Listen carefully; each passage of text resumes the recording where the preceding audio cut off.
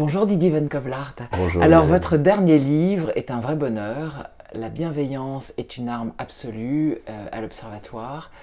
C'est vraiment un livre, je dirais, utile aujourd'hui parce que la bienveillance est pas toujours quelque chose que nous maîtrisons, nous les humains. Nous les humains, parce voilà. qu'on a perdu le sens premier de cette énergie de la bienveillance. Absolument. Que nous rappellent les animaux et les végétaux. Et les végétaux, vous parlez aussi beaucoup des végétaux. Parce que c'est exactement la même chose.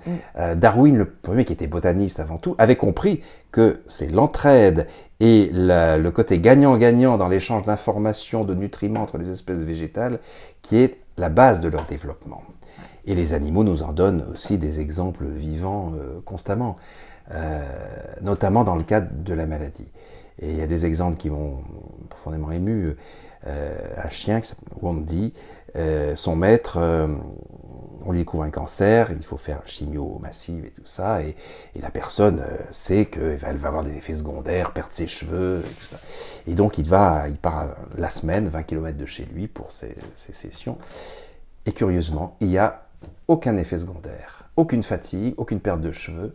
Ouais, sauf que c'est son chien qui tout à coup, un problème respiratoire, c'était un cancer du poumon, donc le chien se met à faire de l'emphysème, perd ses poils, a une fatigue terrible, et à la fin de la chimio, qui a vraiment réussi, le gars revient à la maison, et là, le chien va mieux, et son maître comprend que, bon, visiblement, il y a eu un échange, c'est le chien qui a tout ramassé, quoi, à distance.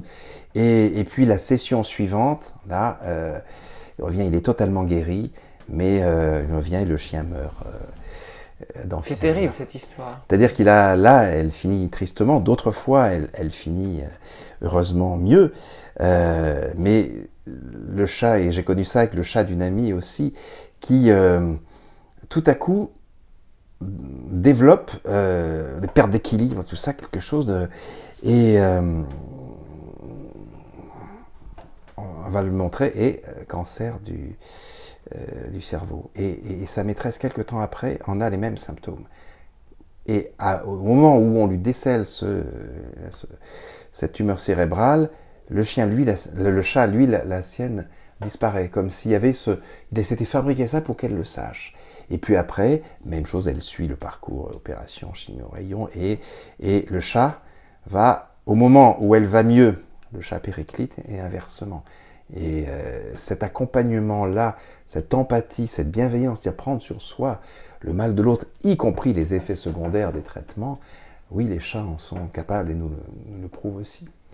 C'est pour ça que dans l'association dont vous êtes parrain et qui travaille sur le talent pour découvrir les chiens détecteurs d'épilepsie, c'est-à-dire que... Parce qu'ils prennent tout le côté négatif. Oui, alors pas dans les chiens d'alerte sur l'épilepsie qui sont, de la même manière que les chiens détectent les cancers de la vessie, de la prostate, tout ça, bien avant les systèmes de détection médicaux, et avec une infaillibilité supérieure. Là, en ce qui concerne le chien pressant la crise,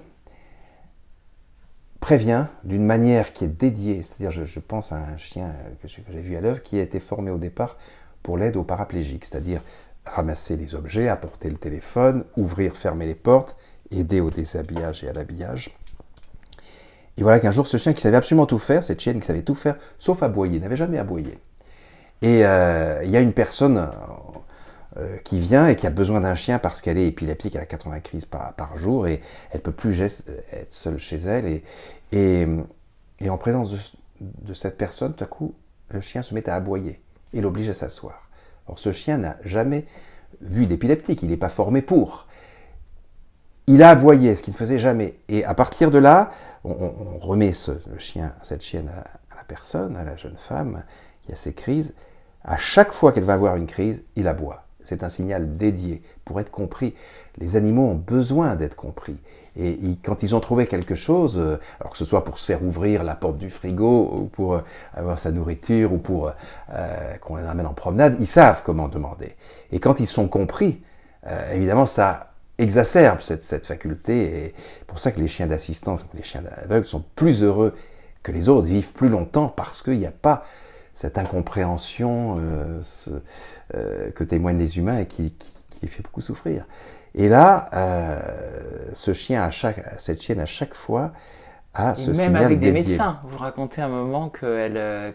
Oui, alors c'est intéressant, c'est qu'un jour, pour comprendre, parce que l'épilepsie, il y a 80 formes différentes, tout ça, donc pour comprendre vraiment quelle zone est atteinte, les médecins proposent de provoquer la crise d'épilepsie en laboratoire par un moyen assez brutal, c'est une table mobile qui se passe de l'horizontale au vertical, comme ça, brutalement, pour provoquer la crise.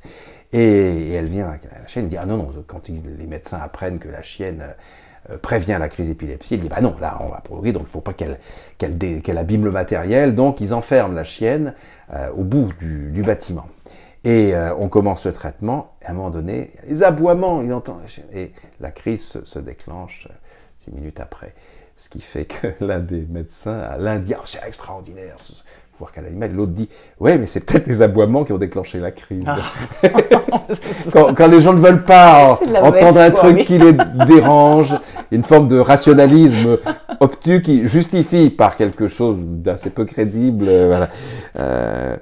C'est un phénomène anormal. Mais des phénomènes anormaux comme ça, qui font tant de bien aux épileptiques, c'est pour ça que notre association Escape vraiment forme ces chiens. Et le but est à la fois d'avancer dans la recherche scientifique pour savoir comment les chiens captent ça. Et comment ils se l'expliquent mutuellement. Il y a plusieurs exemples où un chien vieillissant amène la personne à en prendre un chiot, mais qui n'est pas formé pour ça, et le chien meurt, et le chiot adopte le même comportement tout de suite après, d'alerte de la crise, et obliger la personne à s'asseoir ou à se coucher pour éviter de se blesser en tombant pendant une crise. Extraordinaire. Merci.